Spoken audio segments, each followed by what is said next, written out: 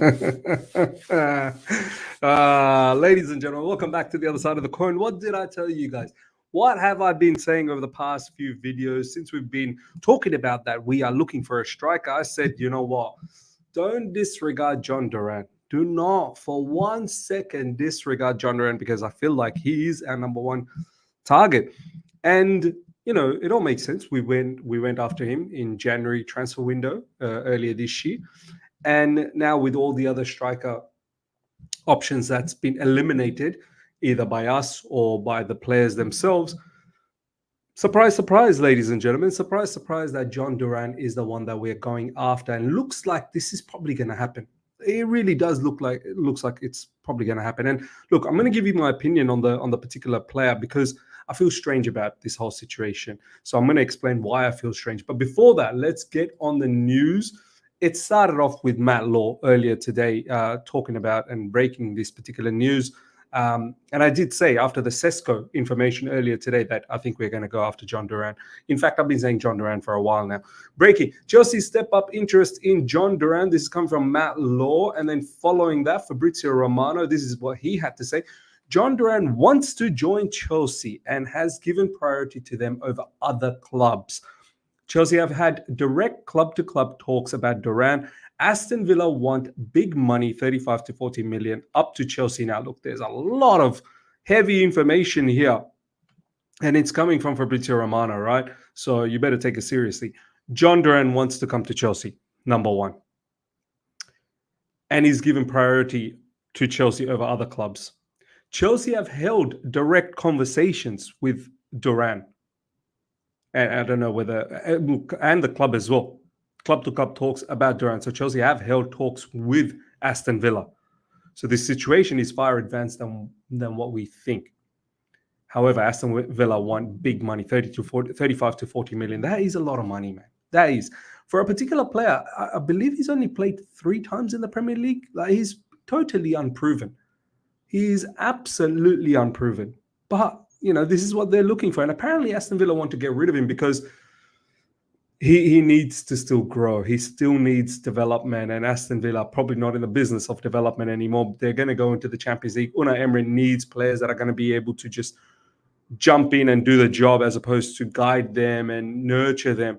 And that's something maybe we want to do at Chelsea Football Club. This is where the flip, where Aston Villa is as a club and where we are as a club. We seem to be a developing club at the moment, whereas Aston Villa got more ambition to go out there and do the job, and they're in the Champions League. Now, as I said, before I give you more about my opinion on the matter in regards to John Durant, check this out. People are saying, please be wrong. This particular brother, I've just been notified by Ashraf. Big up to you, Ashraf, one of our very, very loyal viewers of the channel. He's sent me this particular tweet from Guillermo Arango, who's apparently a Colombian journalist. It's got a decent sized following as well. He's got about 204,000 followers. So you might want to take him a little bit seriously. And obviously, John Durant being from Colombia, there might be some truth behind it. Check this out. Agreement between Chelsea and Aston Villa for the signing of John Jader Durant. I didn't even know his middle name is Jader. The fact that he knows his middle name, yeah, you want to take him seriously. It would arrive for a figure close to 50 million euros, which is roughly around that 40 million pounds, isn't it? Maybe a little bit more. They are negotiating the terms with the player to sign the contract. Follow up to the news that I gave you last week in that particular, whatever that is. What's that? In La Jugada. Okay, so he's been talking about John Durant to Chelsea for a while.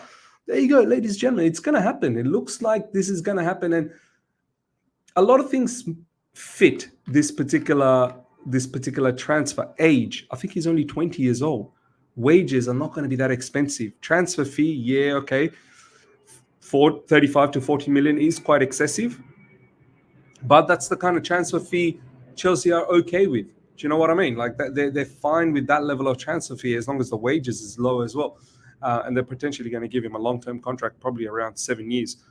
Look, how do I feel about this player? He's unproven. It's another one of those risky moves. But I will say one thing. Our scouts, they've done some mad stuff, man. They've found some really good players in recent times, and they've been tracking this player. One thing I'll say about this guy, he's fast, and he's got an amazing left foot on him. His shooting technique is on point.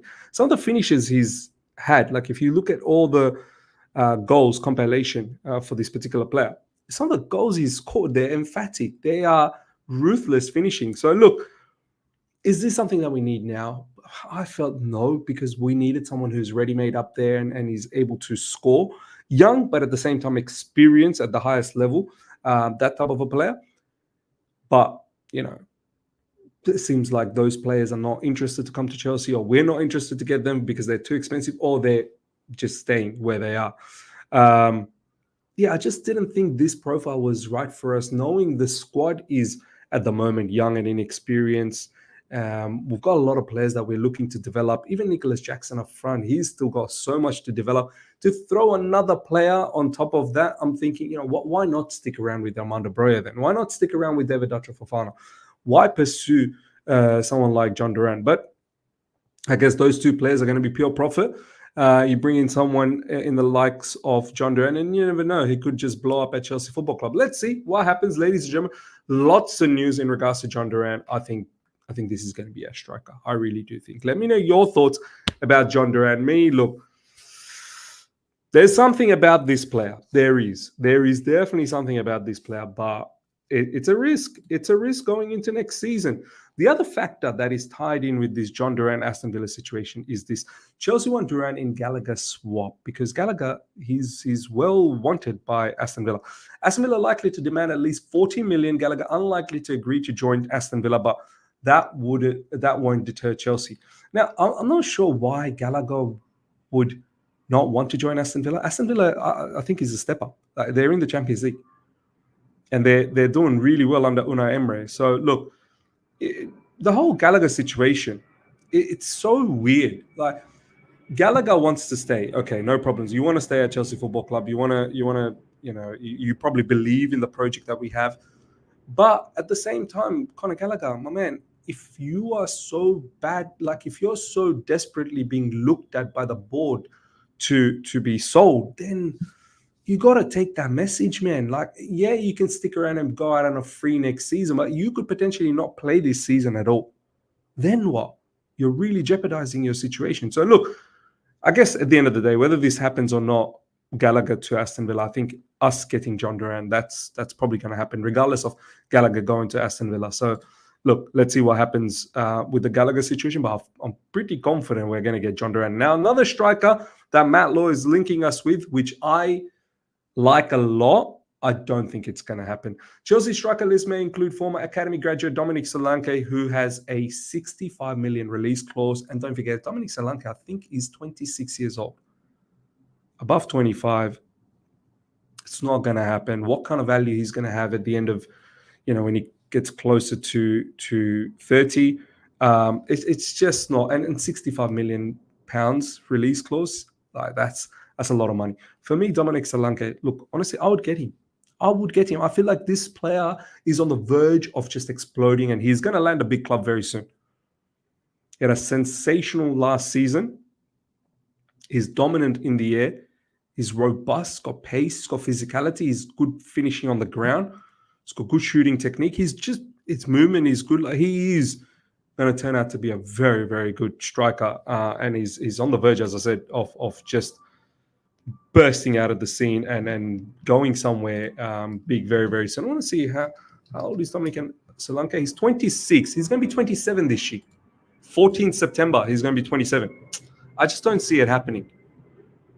I really don't see it happening. I'll tell you why I don't see it happening. Because 27, what contract are you going to give him? Let's say 5-year contract. Potentially he'll be 32 by the end of it, but you're not going to wait till the end of it. You're going to wait till 2 years before, right?